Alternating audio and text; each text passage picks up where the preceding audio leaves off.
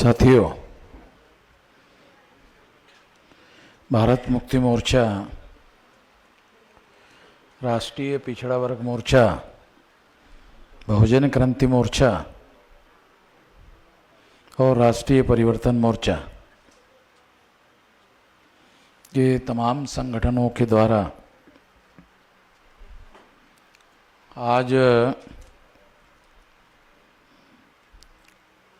जो कार्यक्रम आयोजित किया गया है, उस कार्यक्रम के लिए जो विषय चर्चा करने के लिए रखे गए हैं, भारत के लोकतंत्र को बचाने के लिए ईवीएम हटाकर बैलेट पेपर से समस्त चुनाव कराने के लिए ओबीसी की जाति आधारित एवं सभी जाति समूहों की जाति आधारित जनगणना कराने के लिए, तीसरा आरएसएस और बीजेपी द्वारा मूल निवासी बहुजनों के बहुजन महापुरुषों की घोर अवमानना करने के विरोध में ऐसे विषय रखे गए हैं। साथियों, कुछ बातें मैं आप लोगों को खास तौर पर बताना चाहता हूँ।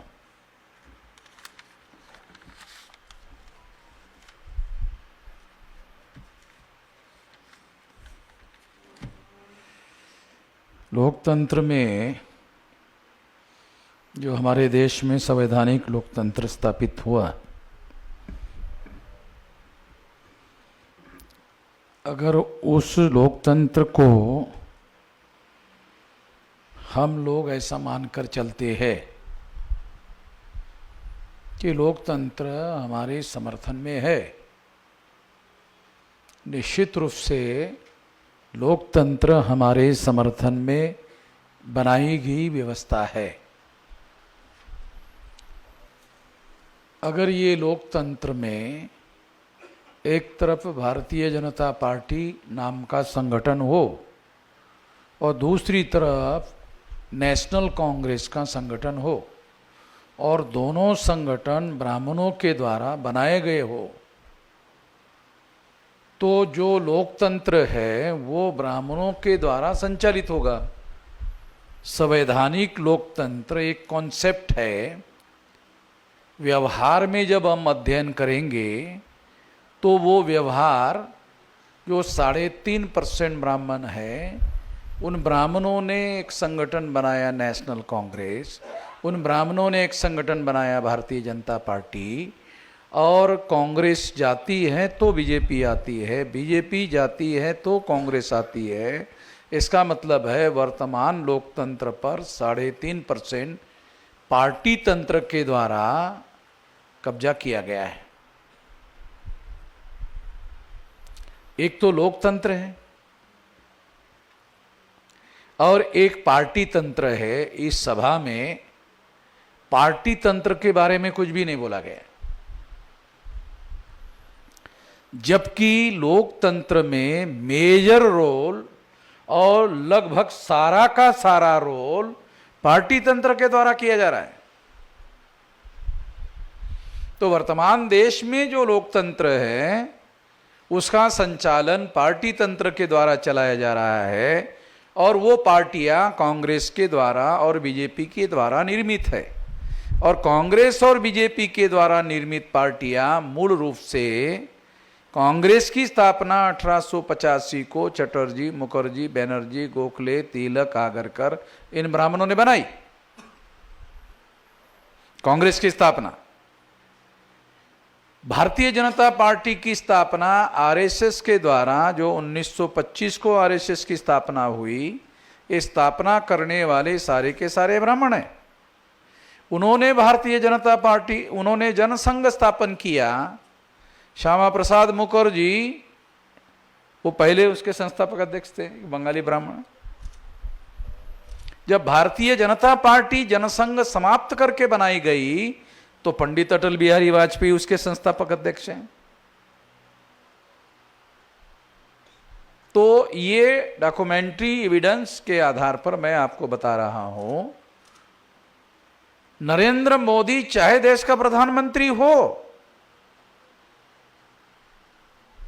ओबीसी की जातीय आधारित गिनती होनी चाहिए, सारे देश भर में चर्चा हो रही हो, और एक ओबीसी का ही आदमी देश का प्रधानमंत्री हो, फिर भी वो ओबीसी की जातीय आधारित गिनती का फैसला करने का अधिकार उसी के पास होने के बावजूद भी वो हो नहीं रहा हो, तो इसका मतलब ये है कि नरेंद्र मोदी प्रधानमंत्री है मगर वो नॉमिनेटेड प्रधानमंत्री है, और नॉमिनेटेड मतलब ब्राह्मणों के द्वारा नॉमिनेट किया हुआ है। नॉमिनेट या इंग्रजी शब्दाचा अर्थ मराठीमध्ये जर सांगायचा झाला तर तो नामधारी। नरेंद्र मोदी नामधारी प्रधानमंत्री है, और इस बात का सबूत ये है कि ओबीसी होकर ओबीसी गिनती करने का फैसला 10 साल प्रधानमंत्री रहने के बाद अब तीसरा टर्म चल रहा है, वो करने का फैसला तो बहुत दूर की बात है, उस पर कभी उन्होंने औपचारिक या अनौपचारिक बात भी नहीं किया, आज तक बोला ही नहीं। पब्लिक में नहीं बोला, प्राइवेट में नहीं बोला, मतलब इतना डर। प्राइवेट में तो बोलना चाहिए ना, जहां ब्राह्मण एक भी आदमी उपस्थित नहीं है वहां तो बोलना चाहिए नरेंद्र मोदी को। ओबीसी के 2-4-5 लोग हैं, उसके अंदर यार मैं ये कर नहीं पा रहा हूं, तुम दूसरों को बोलो ये मेरी डिफिकल्टी है, तो मेरी थोड़ी सी इज्जत बच जाएगी, ऐसा भी बोलता हुआ कई रिकॉर्ड अवेलेबल नहीं है। तो इसका मतलब ये है कि पार्टी तंत्र जो है वो ये सारे परिस्थितियों पर कब्जा करने के लिए बनाया गया है और डेवलप किया गया है। पार्टी के ऊपर आरएसएस के लोगों का ही कब्जा है, पार्टी के ऊपर नरेंद्र मोदी का कब्जा नहीं है। पार्टी के ऊपर जो नियंत्रण है वो ब्राह्मणों का ही है, आरएसएस का ही है। मूल संगठन भारतीय जनता पार्टी नहीं है, मूल संगठन राष्ट्रीय स्वयंसेवक संघ है। राष्ट्रीय स्वयंसेवक संघ में जो लोग ट्रेंड होते हैं वही पार्टी के काम के लिए भेजे जाते हैं। गोलवलकर ने तो ये तक कहा कि अगर हमारे यहां ट्रेन हुए जो ब्राह्मण हैं, अगर वो कांग्रेस पार्टी के अंदर जाकर काम करते हैं तो हमें कोई एतराज नहीं है। और ऐसे तमाम बहुत सारे लोग कांग्रेस में हैं जो आरएसएस के अंदर तैयार किए हुए हैं, क्योंकि कांग्रेस की भी कोई मौलिक विचारधारा कि उनकी विचारधारा आरएसएस के विरोध में है। मैंने टेस्ट करने के लिए कि आरएसएस का कांग्रेस के लोग भी विरोध करते हैं, आरएसएस का हम भी विरोध करते हैं, मगर आरएसएस का कांग्रेस ने कभी ऐसा विरोध नहीं किया जैसा हमने किया। मैं आप लोगों को फर्क बताना चाहता हूं ताकि आपको पता चले कि ऐसा कांग्रेस वाले कर ही नहीं सकते। कांग्रेस वाले क्यों नहीं कर सकते? क्योंकि कांग्रेस को आरएसएस का मौलिक रूप से विरोध ही नहीं करना है, विरोध का तमाशा जरूर दिखाना है, तो वो विरोध करने के लिए बयान देते रहते। कांग्रेस के लोग आरएसएस के विरोध में बयान देते रहते केवल ताकि एससी एसटी ओबीसी और माइनॉरिटी के लोगों को गधा बनाया जा सके, और बहुत सारे लोग गधे बनते केवल उसके बयान से ये मानकर चलते हैं कि कांग्रेस जो है वो आरएसएस के विरोध में। इसलिए हम लोगों ने आरएसएस का हेडक्वार्टर घेरने का निर्णय किया और वहां गए। तो 10-12 दिन पहले ही आरएसएस के लोग लॉक लगाकर भाग गए थे। तो ऐसा काम तो कांग्रेस के लोगों ने कभी नहीं किया। बयान देते हैं मगर उसके विरोध में कभी उन्होंने एक्शन किया, ऐसा सिंगल एक्शन भी अवेलेबल नहीं है। ये प्रूव करने के लिए कि ये लोग जो है पाखंडी लोग हैं, ये केवल बयान में विरोध करते हैं, व्यवहार में विरोध नहीं करते हैं। क्योंकि आरएसएस जिस मौलिक विचारधारा पर यकीन करती है, वो मौलिक विचारधारा क्या है? वो धर्मशास्त्रों की विचारधारा है।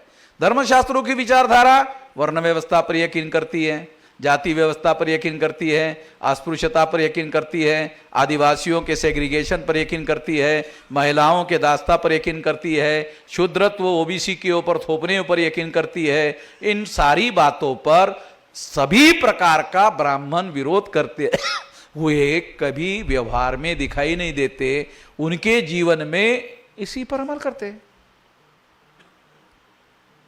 जीवन में ब्राह्मण का जो जीवन है, जन्म से लेकर मृत्यु तक और मृत्यु के बाद इन सारे व्यवस्था को मानकर ही वो सारा जीवन जीते हैं। इसमें कभी कोई मौलिक दखलंदाजी करने का काम उन्होंने किया, ब्राह्मणों ने किया, ऐसा एक भी उदाहरण नहीं है। इसलिए किसी ब्राह्मण ने मरने के बाद किसी ब्राह्मण का संस्कार नहीं करूंगा ऐसा कहा नहीं, क्योंकि ऐसा कोई ईमानदार ब्राह्मण पैदा ही नहीं हुआ है। कोई आप लोगों ने सुना कोई ऐसा ब्राह्मण कि मरने के बाद ब्राह्मण ने उसका संस्कार करने के लिए मना किया क्योंकि ये ब्राह्मण धर्म का जन्म से विरोधी है? ऐसा उदाहरण ही नहीं है। नहीं, ये वो SC ST OBC को गधा बनाने के लिए बोलना पड़ता है। हम वो बोलने के हम समर्थन के, व्यवहार में वो हमारा ही करते हैं, प्रैक्टिकल हमारा ही करते हैं, जीवन भर वो हमारा ही अमल करते हैं। जनेऊ संस्कार से लेकर उनके परिवार में जो भी संस्कार होते हैं वो सब हमारी वजह से चलते रहता है। बाहर बोलते हैं वो गधा SC ST OBC और मुसलमानों को गधा बनाने के लिए बोलना पड़ता है, हम जानते हैं। सबसे ज्यादा SC ST OBC को गधा बनाने के लिए ज्यादा बोलना पड़ता है, क्योंकि इनके अंदर फुले हो गया, शाहू हो गया, अंबेडकर हो गया, इसकी वजह से ज्यादा सरदर्दी होती है। तो ये असल बात है। तो ये बात ब्राह्मण लोग जो है उन लोगों की हमेशा फुले साहब अंबेडकर की विचारधारा हमेशा उनके सामने विचारधारा के स्तर पर, अवरोध के स्तर पर विरोध में रही है। मगर आज के तारीख में बड़ा बदलाव क्या आया है? आज के तारीख में बड़ा बदलाव ये आया है, उसमें दो बड़े बदलाव मैं आप लोगों को बताना चाहता हूँ। जो संविधान देश में लागू हुआ फुले शाहू अंबेडकर की विचारधारा की वजह से, जो संविधान देश में लागू हुआ उस वजह से पढ़ाई लिखाई के अधिकार लोगों को मिल गए जो मनुस्मृति में नहीं है।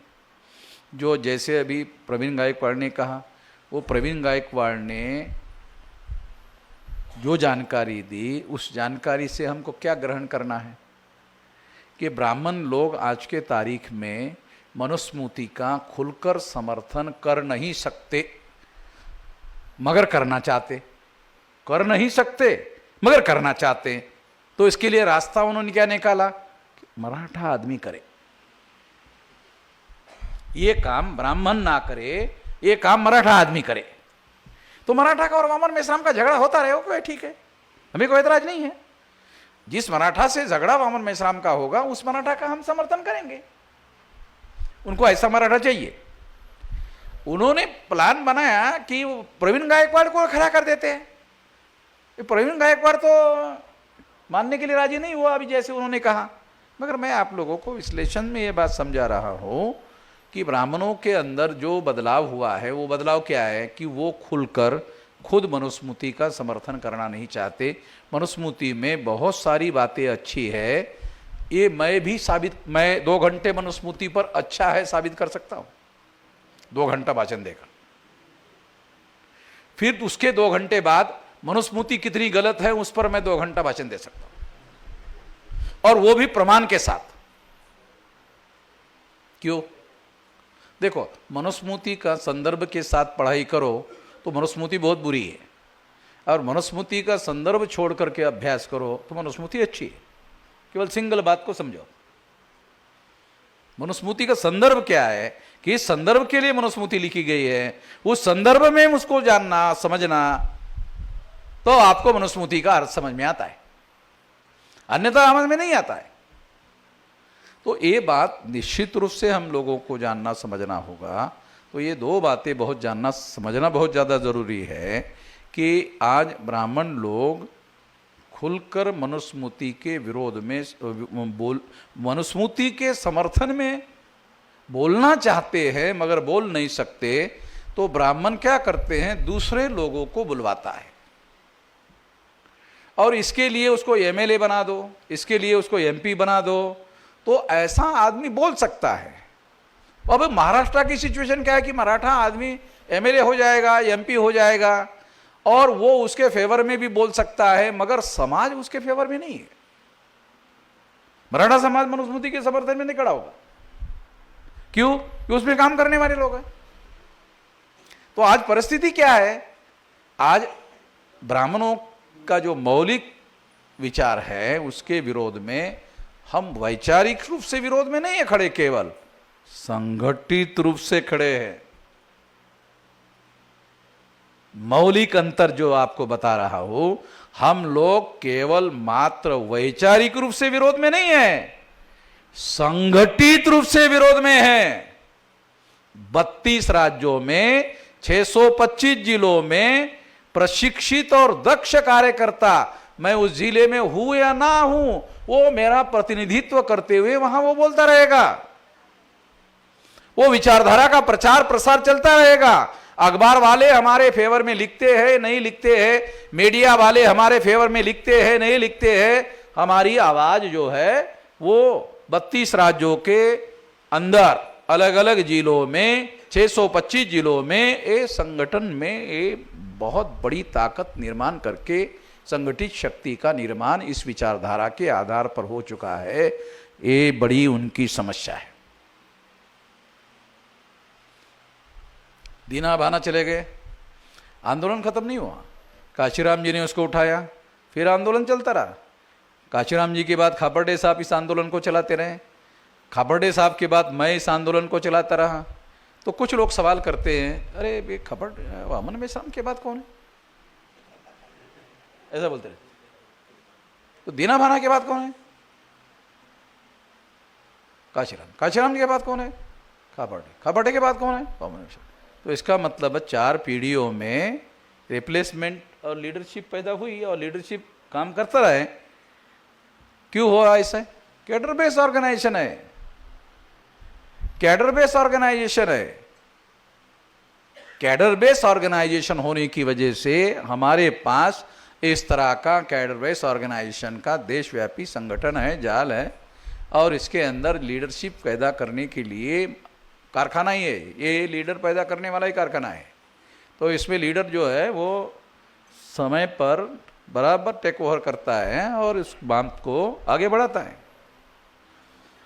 मैं अकेला ही नहीं बोलता हूँ, 2 दिन 3 दिन 4 दिन 5 दिन बोलने वाले मेरे अलावा है, आप लोग नहीं जानते होंगे मगर है, ऐसे लोग हमारे पास है।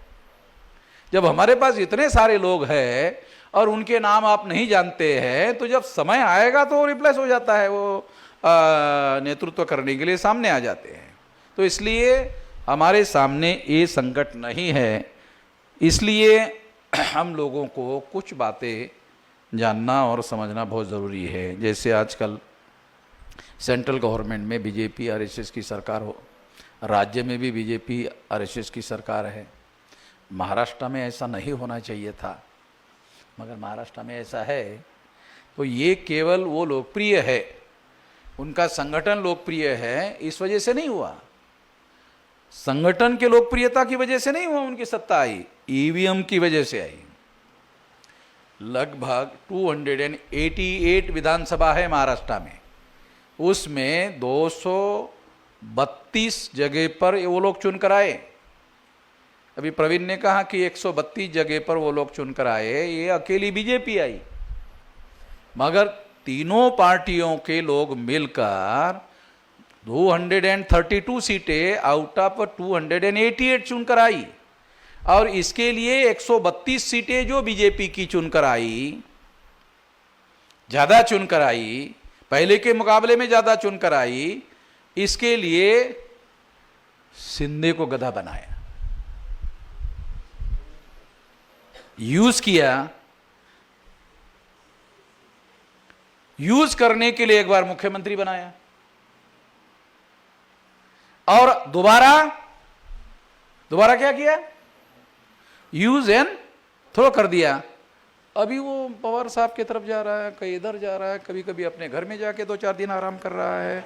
मतलब उसको समझ में नहीं आ रहा करे तो क्या करे।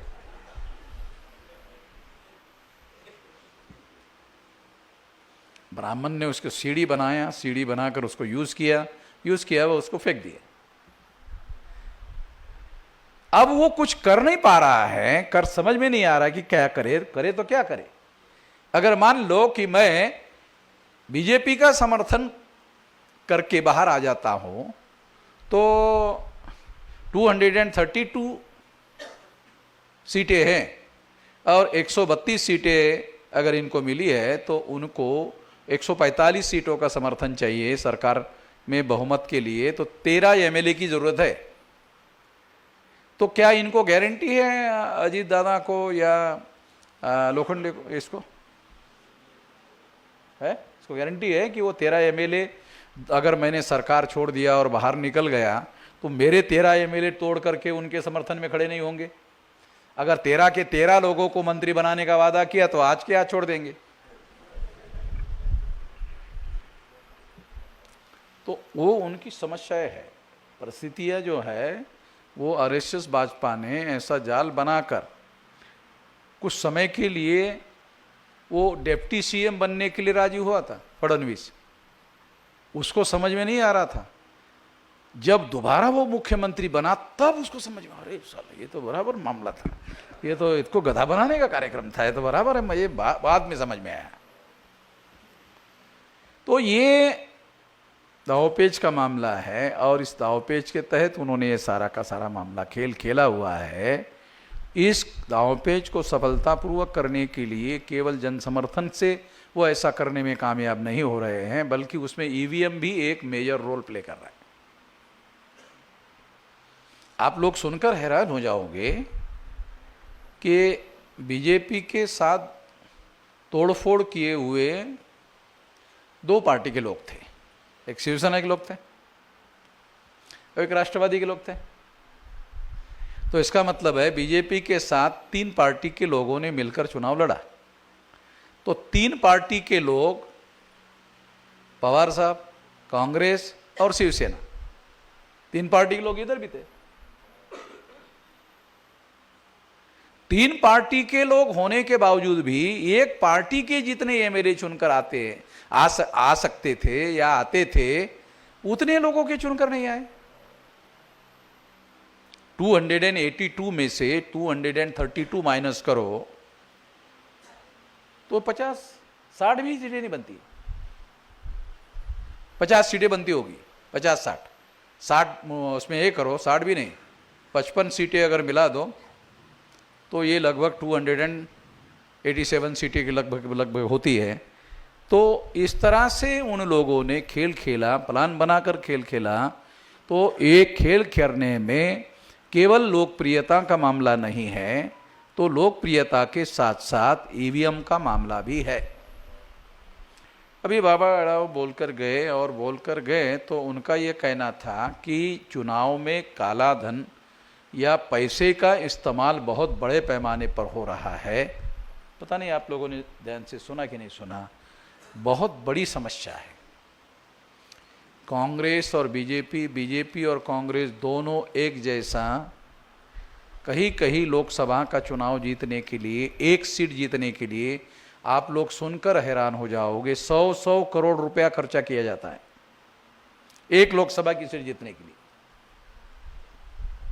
100 करोड़ रुपया, तो इतना पैसा लगता कैसे है? एक बात। दूसरी बात, कानून के अनुसार क्या इसको रोकने का कोई तरीका नहीं है क्या?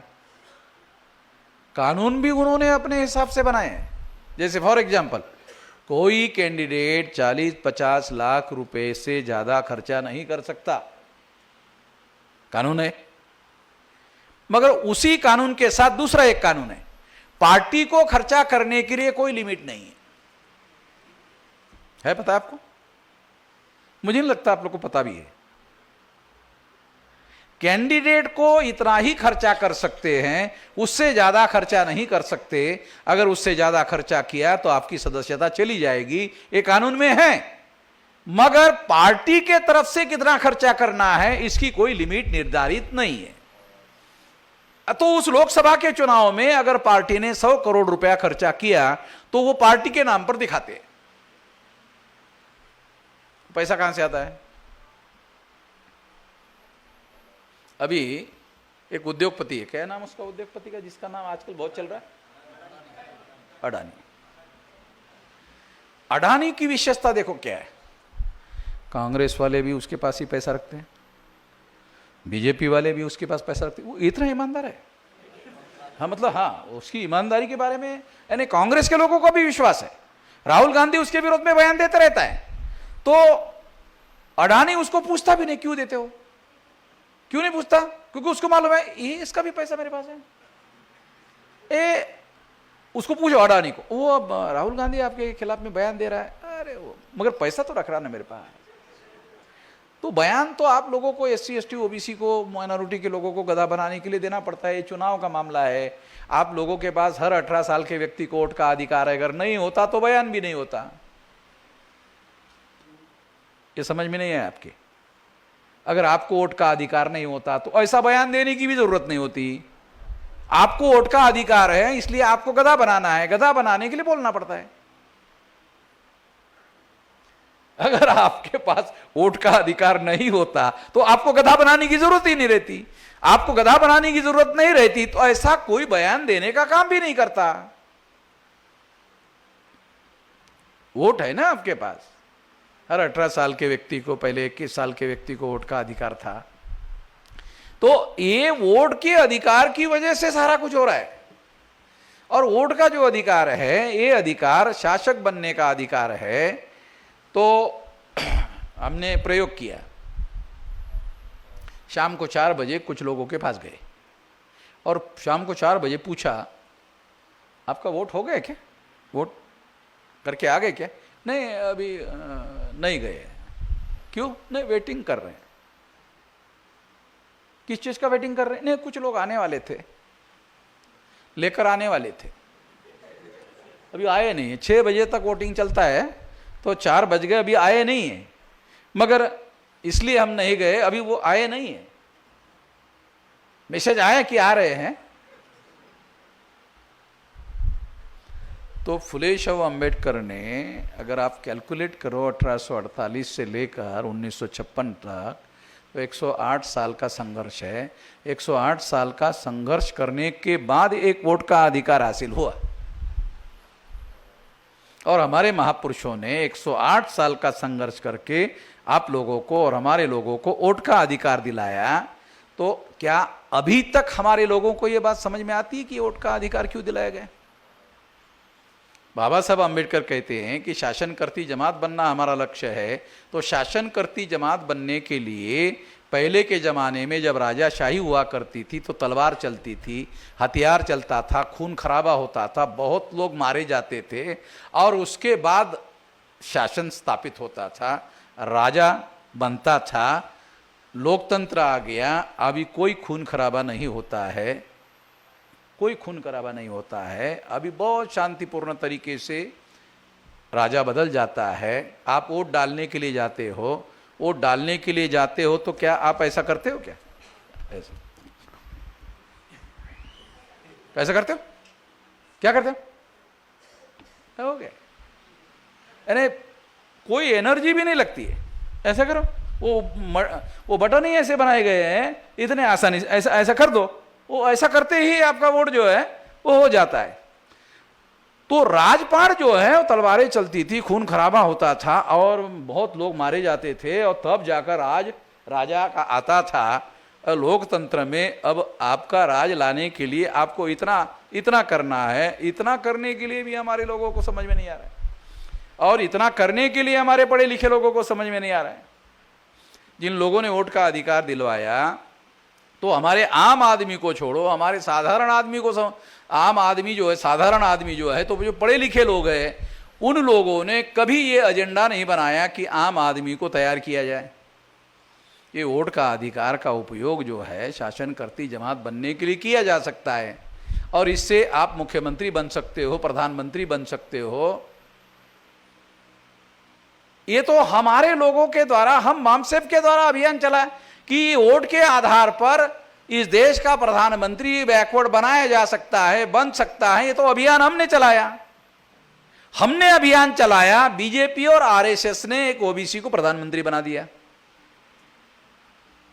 ओबीसी, आरएसएस और भाजपा ये बनाया संगठन ब्राह्मणों ने। तो ब्राह्मण को प्रधानमंत्री बनाने के बजाय ओबीसी को प्रधानमंत्री बनाया।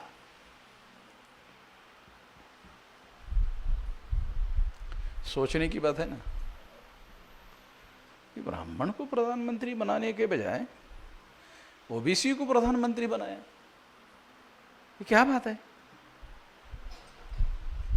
कभी आप लोगों ने नहीं सोचा होगा ये सवाल। हम लोग सोचते रहते हैं क्योंकि हमने ये मुद्दे उठाए हुए हैं। सारे देश भर में ओबीसी को जगाने का राष्ट्रीय स्तर पर अभियान, राष्ट्रीय स्तर पर आंदोलन चलाने का काम हम लोग चला रहे हैं। हम लोगों ने ये मुद्दे उठाए हैं। ये सवाल कभी आप लोगों के मन में नहीं आया होगा। हम लोगों ने ये मामले उठाए, हम लोगों ने ओबीसी को एम्पावर करने का अभियान चलाया। तो ब्राह्मणों को लगा कि एम्पावर का अभियान चलाने से एक न एक दिन ऐसा रिजल्ट आएगा, इसको रोकना पड़ेगा। अगर हमारे कहे के अनुसार काम करने वाला ओबीसी देश का प्रधानमंत्री हो जाता है, जो गिनती करने के लिए भी तैयार नहीं होगा, अगर ऐसा प्रधानमंत्री बनता है तो ब्राह्मण से ज्यादा अच्छा है। तो नरेंद्र मोदी ब्राह्मण से ज्यादा अच्छा, उनका हाँ में हाँ मिलाकर काम करने वाला आदमी है। मुसलमानों को बहुत बुरा लगता है नरेंद्र मोदी के बारे में, मगर ब्राह्मण बहुत खुश है, ये बहुत अच्छा आदमी है। Narendra Modi SC ST OBC को सबसे ज्यादा गधा बनाने वाला प्रधानमंत्री है, मगर सबसे ज्यादा विरोधी मुसलमान है मोदी के। कौन होना चाहिए? एससी एसटी ओबीसी के लोग मोदी के विरोध में होने चाहिए, मगर विरोध में कौन है? मुस्लिम लोग हैं। क्योंकि उसके बारे में वो बीच बीच में कोई ऐसा बयान देते रहता है, मगर उसका सारा का सारा राज जो है आरएसएस के द्वारा संचालित है, वो तो सारा एससी एसटी ओबीसी लोगों के खिलाफ में है, मुसलमानों के खिलाफ नहीं है। मुसलमानों के खिलाफ बयान है। बीजेपी के राज में मुसलमानों के खिलाफ बयान है। बयान के अलावा क्या है? क्या किया? बीजेपी के राज में मुसलमानों के विरोध में बयान देने के अलावा क्या है? कौन से अधिकारों को उन्होंने समाप्त कर दिया है मुसलमानों के? मेरे तो जानकारी में नहीं। मैं सबसे ज्यादा विजिलेंट आदमी हूं इसके बारे में, मेरे पास डाटा रहता है, मैं डाटा के आधार पर बात करता हूं कि मुसलमानों को शासन प्रशासन से अधिकार से अपने नरेंद्र मोदी ने बेदखल कर दिया, ऐसा एक भी ऑर्डर नहीं है। जैसे कांग्रेस के राज में चलता रहता था, और कांग्रेस के लोग मुस्लिम लोगों के बारे में प्रैक्टिकल में ज़्यादा विरोध में रहते थे, बोलते नहीं थे। बीजेपी वाले बोलते हैं, करते कुछ भी नहीं। कांग्रेस वाले मुसलमानों के विरोध में काम ज़्यादा करते हैं, बोलते कुछ भी नहीं। रणनीतिक बातें हैं, ये बातें समझ में आनी चाहिए, आती नहीं है। और इस वजह से हम लोग झांसे में फंसते रहते हैं, जाल में फंसते रहते हैं, और इस वजह से हम लोगों को इन लोगों के बातें समझ में नहीं आती है। इससे हम लोगों को सावधान रहने की ज़रूरत है। साथियों, मैं आप लोगों को ये लोग आरएसएस के लोग या भाजपा के लोग हिंदू राष्ट्र निर्माण करना है वगैरह वगैरह बोलते रहते हैं,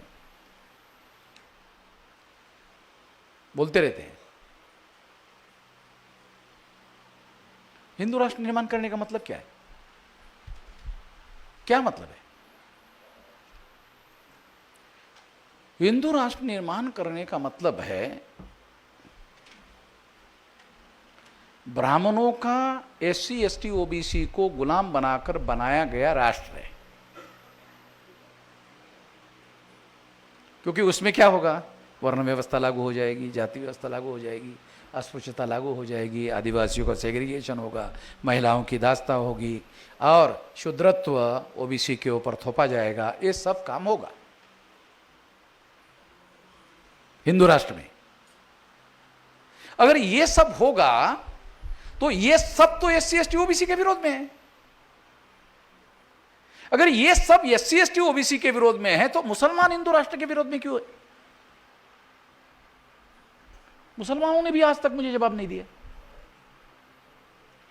मैंने बहुत सारे मुसलमानों को ये पूछा कि तुम्हारे गधे घोड़े मोदी ने कितने मारे, जरा मुझे बताओ, कितने गधे मारे, कितने घोड़े मारे? कुछ लोगों को ऐसा लगे अरे तो अमन मिश्रा नरेंद्र मोदी का प्रचारक की तरह भाषण कर रहा है। तो ऐसे तो गधे लोग ही सोच सकते हैं, उसके बारे में कुछ नहीं कहा जा सकता। मैं ये डाटा जानने की कोशिश करता हूं कि वो मुस्लिम्स लोग ये डाटा कलेक्ट करके मुझे दे दे। मेरे पास तो ऐसा कोई डाटा अवेलेबल नहीं है कि उसका राज आने के बाद मुसलमानों के विरोध में उसने एक राष्ट्रीय स्तर का अभियान चलाया और राष्ट्रीय स्तर का अभियान चलाकर मुसलमानों का बहुत भारी नुकसान किया। मेरे पास ऐसी कोई डाटा ही नहीं है।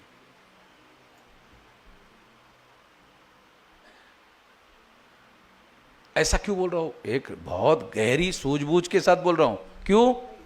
क्योंकि मुस्लिम का नाम लेकर विरोध करने के पीछे एससी एसटी ओबीसी को हिंदू बनाने का कार्यक्रम है। प्रतिक्रिया में मुस्लिम का विरोध करना नहीं है, एससी एसटी ओबीसी को हिंदू बनाना है।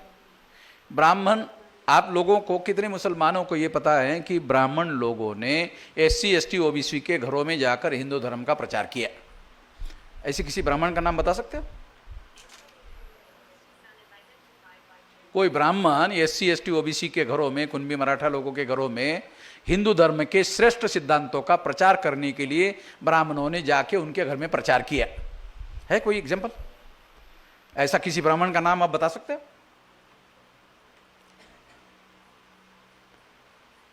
बिल्कुल एक भी आदमी नहीं है।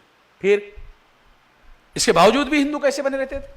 मुसलमानों का विरोध करते रहो, एससी एसटी ओबीसी विरोध की वजह से प्रतिक्रिया में हिंदू बनता रहेगा। इसका मतलब एससी एसटी ओबीसी को गधा बनाने का कार्यक्रम है। मुसलमानों को गधा बनाने का कार्यक्रम कहां है? ये तो एससी एसटी ओबीसी को गधा बनाने का कार्यक्रम है।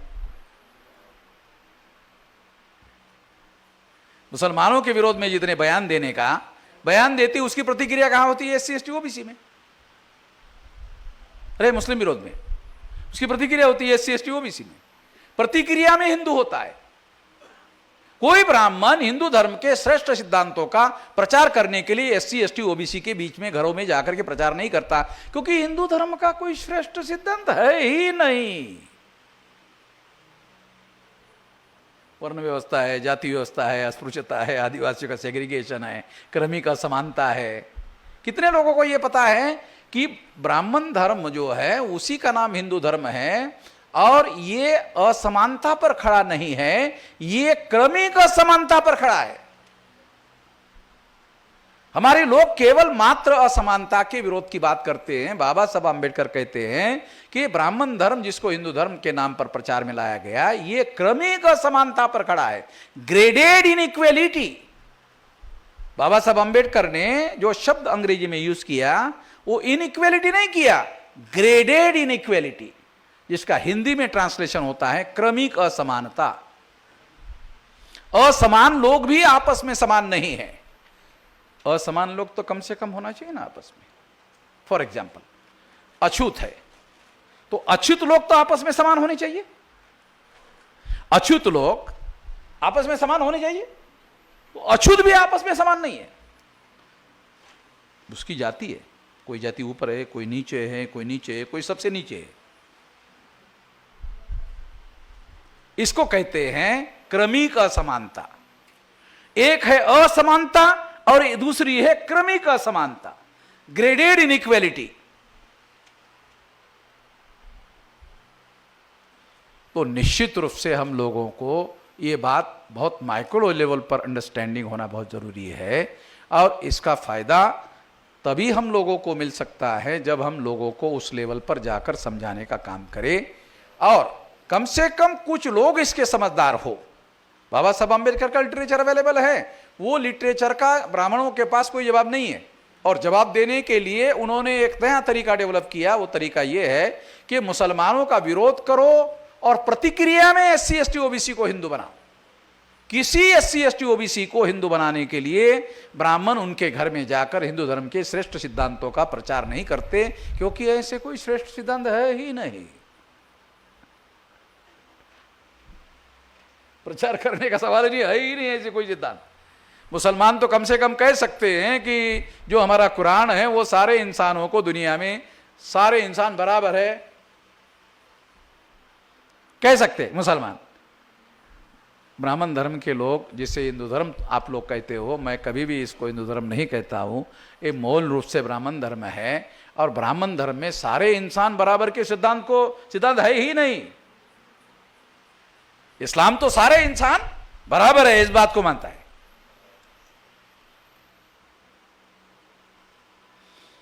तो इसलिए उनके पास तो ऐसा कोई सिद्धांत ही नहीं है जिसका प्रचार करने के लिए वो SC ST OBC के बीच में जाकर के प्रचार करे कि हमारे ये श्रेष्ठ सिद्धांत है।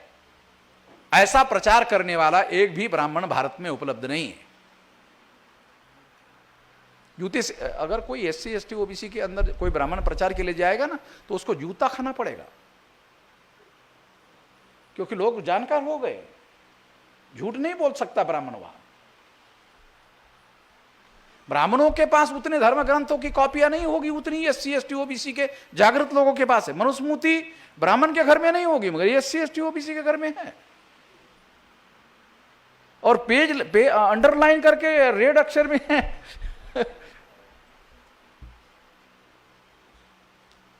तो इसलिए मैं आप लोगों को यह बात इसलिए बता रहा हूं कि हम लोग निश्चित रूप से ये जो जाति व्यवस्था है एक क्रमिक असमानता पर खड़ी है। हम लोग केवल असमानता के शिकार नहीं है, बल्कि जो असमानता के शिकार है उनके अंदर भी ऊंच नीच की भावना है। इस ऊंच नीच की भावना की वजह से लोगों को इकट्ठा करना असंभव नहीं तो कम से कम बहुत मुश्किल है। इस वजह से इन लोगों का संगठन निर्माण करना मुश्किल है। और फिर संगठित शक्ति जब निर्माण नहीं होगी तो हम प्रतिकार करेंगे कैसा? संगठित शक्ति के बल पर प्रतिकार होगा ना। संगठित शक्ति के बगैर प्रतिकार नहीं हो सकता। संगठित शक्ति के आधार पर हम लोगों को प्रतिकार करना होता है। तो संगठित शक्ति निर्माण करके हम लोग ये काम कर सकते हैं। इसलिए हम लोगों को ये काम करना चाहिए। बामसेफ कर्मचारियों का संगठन है। कर्मचारियों को हॉल के अंदर कार्यक्रम करके कार्यक्रम चलाना ठीक है, मगर भारत मुक्ति मोर्चा के लोगों को हॉल में कार्यक्रम नहीं करना चाहिए। बरसात है तो करना चाहिए।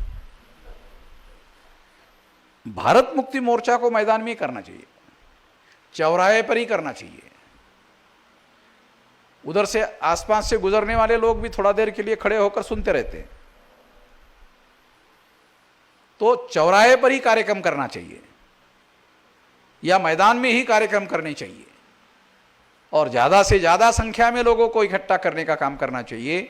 बामसेफ की एक कार्यप्रणाली है, वो सिलेक्टिव कार्यप्रणाली है कि उनको हॉल के अंदर ले जाकर उनको दिमागी रूप से तैयार करने का मामला है, वैचारिक रूप से तैयार करने का मामला है। जो आम आदमी है उसको तो आंदोलन के लिए तैयार करने का मामला है। अभी तो हमारी रणनीति ये है, अब हम आंदोलन के लिए तैयारी कर रहे हैं। अभी 9 अप्रैल को जेल भरो आंदोलन है, 1 जुलाई को भारत बंद है।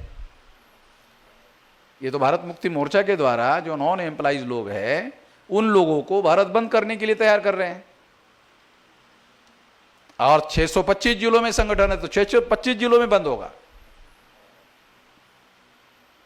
और ये आज अगर हमारी जितनी ताकत है उस हिसाब से बंद होगा, मगर एक दिन ऐसा आएगा 6 लाख गांव में ये संगठन का जाल फैल जाएगा।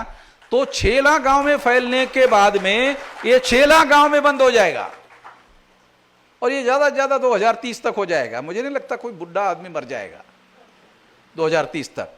अगर बुढ़ा है तो भी 2030 तक मरेगा नहीं। तो इसलिए मैं आप लोगों को अनुरोध करता हूं और ये खास तौर पर कहना चाहता हूं कि इस बात को ध्यान में रखते हुए हम लोगों को अभी अपने कार्यक्रम मैदान में करनी चाहिए। कार्यक्रम मैदान में करनी चाहिए और मैदान में लड़ाई शुरू करनी चाहिए। इसके लिए बुद्धि, पैसा, हुनर, समय, श्रम के लिए बामसेफ नाम का संगठन आपके बैकिंग में है। क्योंकि हमारे समाज के लिए आर्थिक रिसोर्सेज कहां से आएंगे ये कांचीराम जी के सामने समस्या थी। भारतीय जनता पार्टी या कांग्रेस के सामने संकट क्यों नहीं है? पैसा कहां से आएगा? टाटा बिरला अंबानी पैसा देते रहता है। अगर मान लो 100 करोड़ रुपया 200 करोड़ रुपया या 1000 करोड़ रुपया उनसे लिया, तो 5 साल में अगर उनकी सरकार आई तो 2000 करोड़ रुपए उनको कमा के दे देते हैं। आधा % टैक्स भी अगर रिड्यूस कर दिया तो 1000 करोड़ का फायदा होता है। आधा % टैक्स अगर बढ़ा दिया तो 2000 करोड़ का फायदा होता है। आपको गवर्नेंस समझा रहा हूं। अगर आधा % टैक्स अगर बढ़ाया तो 2000 करोड़ बढ़ जाता है, सरकार के पास इतना पैसा इकट्ठा हो जाता है और उस पैसे का वो लोग अपने तरह से इस्तेमाल करते हैं, यूज करते हैं। करना भी चाहिए। अगर वो गवर्नेंस में आ गए हैं तो उनको ऐसा करना चाहिए, जरूर करना चाहिए। कितने लोगों को पता है कि भारत सरकार का बजट 42 लाख करोड़ रुपए का है? कितने होता है 42 लाख करोड़? हमारे लोग बोलेंगे यार ये तो हमको तो समझ भी नहीं आता 42 लाख करोड़ क्या होता है, क्योंकि हमारे लोग जो है करोड़ तक नहीं जाते। बहुत औकात हमारे, हाँ लाख, हमारे लोगों की औकात जो है लाख रुपए तक। मगर ये जो आंकड़ा मैं बता रहा हूं वो केवल करोड़ का नहीं है। 42 लाख करोड़ एक साल का टैक्स है भारत सरकार का, एक साल का 42 लाख करोड़।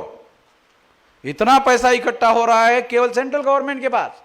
स्टेट गवर्नमेंट का अलग, बॉम्बे महानगर पालिका का अलग, पूना महानगर पालिका का अलग, नगर पालिका का अलग, ग्राम पंचायत का अलग, जिला पंचायत का अलग, तालुका पंचायत का अलग। हर जगह टैक्स लगाने के लिए और टैक्स के द्वारा पैसा इकट्ठा करने के लिए कानूनन सारे रास्ते अवेलेबल है। इतना सारा पैसा इकट्ठा होता है, इतना सारा पैसा खर्चा होता है, तो ये बात हम लोगों को समझ में आना चाहिए। इससे पता चलेगा कि अगर हम लोग कंट्रोल करते हैं व्यवस्था पर, शासन पर, तो इतना सारा पैसा खर्चा करने के लिए हमारे नियंत्रण में आएगा। फिर इस पैसे का बजट किस तरह से बनाया जाए, हमारे लोगों के विकास का खर्चा कैसे किया जाए। बाबा साहब अम्बेडकर एक व्यक्ति था जिसको फॉरेन में एजुकेशन लेने का अवसर मिला तो करोड़ों लोगों के जीवन में बदलाव आ गया। एक आदमी, देखो एग्जाम्पल दे रहा हूं, अगर हमारे पास सरकार आ गई और हमने ऐसे 1 लाख लोगों को फॉरेन में एजुकेशन के लिए भेज दिया, पैसे की थोड़ी कमी है, 42 लाख करोड़ पैसा थोड़ी कम है। प्रश्न है उस पैसे का उपयोग कैसे किया जाए। अगर 1 लाख करोड़ रुपया हमने 42 लाख में से फॉरेन एजुकेशन के लिए भेज दिया, वो फॉरेन एजुकेशन लिए हुए लोग जब भारत में आएंगे, एक आदमी की वजह से जितना बदलाव हुआ तो लाख लोग आएंगे तो कितना बदलाव होगा, उनका एजुकेशन स्टैंडर्ड कितना ऊंचा होगा। ब्राह्मण लोग भी उन लोगों का मुकाबला नहीं कर पाएंगे, क्योंकि बाबा साहब अम्बेडकर की बुद्धि का ब्राह्मणों ने कहां मुकाबला किया। फॉरेन एजुकेशन में अगर हमारे लोग पढ़कर आते हैं और उनको पढ़ाई के लिए भेजा जा सकता है, एग्जाम्पल बता रहा हूं, ये किया जा सकता है। बहुत सारी बातें साथियों, मैं केवल इतना ही कहना चाहता हूं कि संगठित प्रयास से बड़ा बदलाव होगा, असंगठित प्रयास से कुछ नहीं होगा।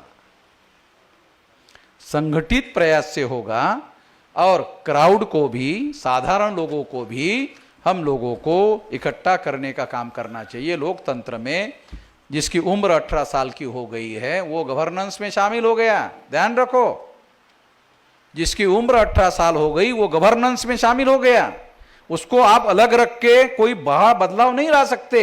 ये ध्यान में रखते हुए उन सवान लोगों को इकट्ठा करने का काम करना चाहिए, उनको संगठित प्रोसेस में लाना चाहिए। इसलिए अभी हम लोग आंदोलन के दिशा में आगे बढ़ रहे हैं। आंदोलन सामान्य लोगों को इकट्ठा करने का अभियान है। ये समझाने के लिए ये कार्यक्रम लगाए जा रहे हैं देश भर में। आज पुणे का ये कार्यक्रम अभी 2-3 दिन है, आज है, कल है, परसों है, 3 दिन पुणे के आसपास कार्यक्रम है। धन्यवाद।